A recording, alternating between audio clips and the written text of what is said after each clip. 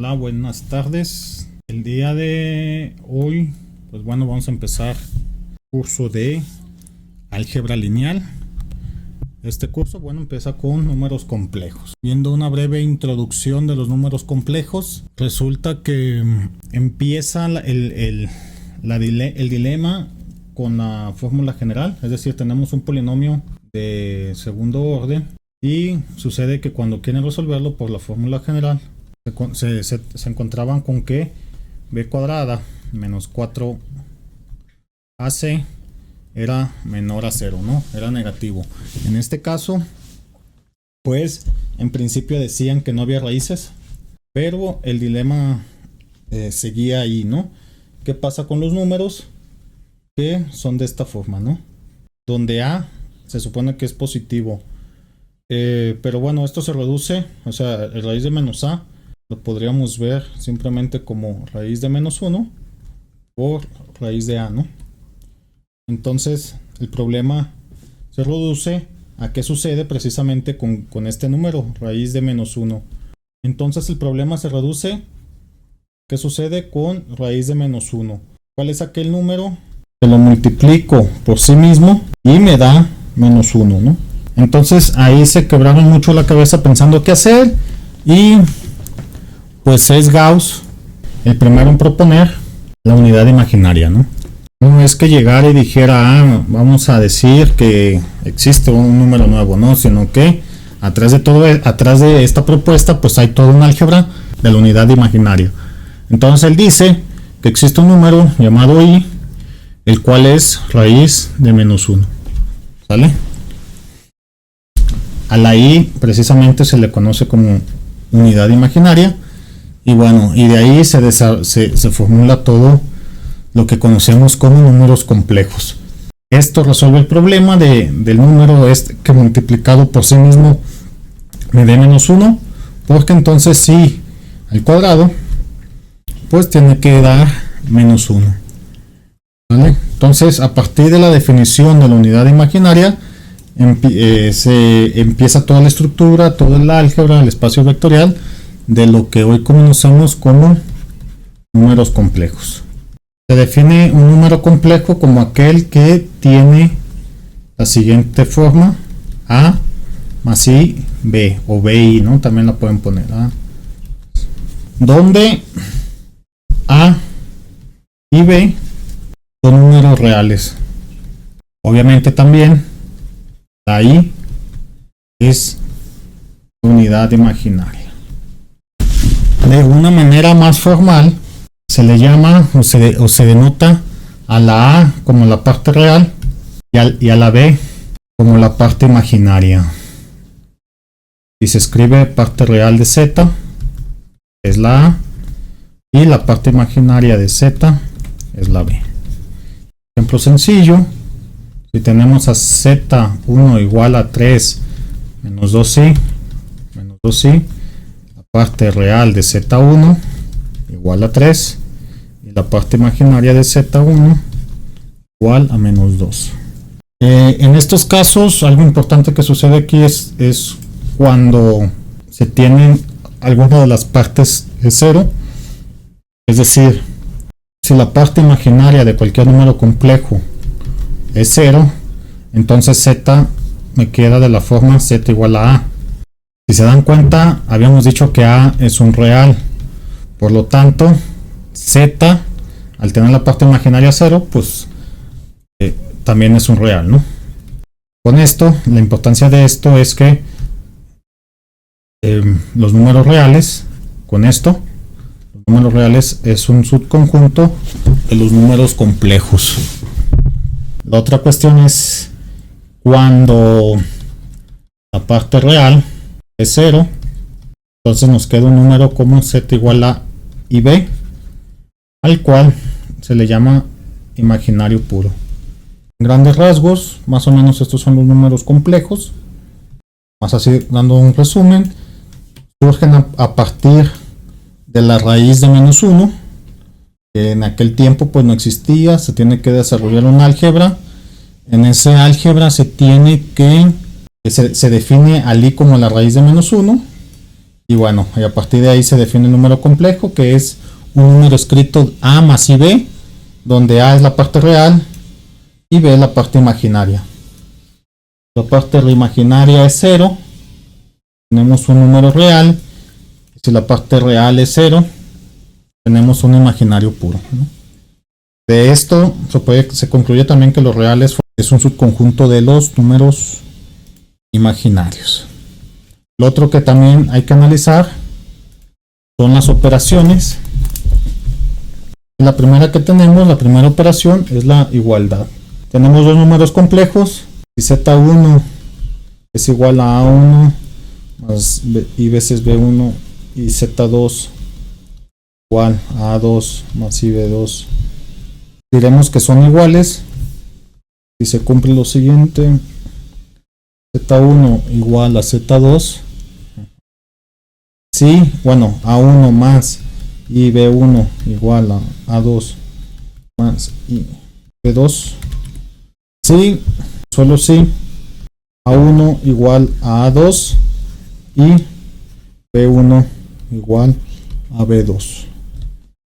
¿Vale? Dicho de otra forma, z1 igual a z2, sí y solo sí, la parte real de z1 es igual a la parte real de z2 y la parte imaginaria de z1 es igual a la parte imaginaria de z2. La siguiente operación que tenemos es la suma. Seguimos con nuestros dos números complejos z1 y z2. Se define la suma. z1 más z2 va a ser igual a, bueno, a 1 más i veces 1, a 2 b2. La suma de dos números complejos es la parte real más la parte real más i veces la parte imaginaria más la parte imaginaria. Si yo quiero sumar los números complejos, sea z3 3 menos 4i y z4 5 más 6i, y yo quiero la suma z3 más z4, pues esto sería igual a 3 más 5, parte real con parte real, y más y veces la parte imaginaria menos 4, darlo nada más, partes reales, este con este, parte imaginaria. Entonces la suma de estos dos sería 8. Esta es una suma algebraica de números reales, más 2i. Yo quiero restar z1 más z2. Si yo quiero restar z1 menos z2, esto es igual a la parte imaginaria del primero menos la parte, esto es igual a la parte real del primero menos la parte real del segundo, más y veces parte real del primero menos la parte real del segundo. Viendo el ejemplo, quiero hacer, por ejemplo, lo vamos a voltear, z4 menos z5, no, menos z3, esto sería igual parte real del primero 5, 3, más y veces 6 menos 4, esto sería igual a 2 más 10. La siguiente operación es la multiplicación. La multiplicación de dos números complejos se realiza como si fueran si fueran binomios, ¿no? Es decir, la multiplicación de dos números complejos sigue respetando la multiplicación de binomios, digámoslo así. Nada más con el hecho de que la i cuadrada es menos 1, ¿no? Respetando el álgebra de la unidad imaginaria. Es decir, si yo quiero multiplicar z1 por z2, esto lo puedo hacer a1 más i veces b1 por a2 más i veces b2. Como si fueran dos, aplicando la propiedad distributiva de los números. A1 a2 más i b2 más i veces b, a2 más i. Entonces esto me quedaría a1 a2 más i veces a1 b2, luego más es 1, ¿no? Y A2 B1 más I cuadrada y por I B1 B2. Luego de aquí les digo, hay que respetar el álgebra de la unidad imaginaria. Recordemos que I cuadrada es menos 1. Entonces esto me quedaría como A1 A2, lo voy a dejar el mismo orden, A1 B2, sí, A2 B1 más, no, menos B1 B2. Y el siguiente paso sería agrupar parte real o reales con reales, ¿no? ¿Quiénes son los reales? Los que no tengan I, que sería esto, y luego se agrupa también los imaginarios. Obviamente aquí se factoriza la I, ¿no? Entonces me quedaría A1 A2 menos B1 B2 más A1 B2 A2 B1. De aquí sale la regla, de hecho, de aquí es donde sale la regla, ¿no? De números, de la multiplicación de números imaginarios, números complejos.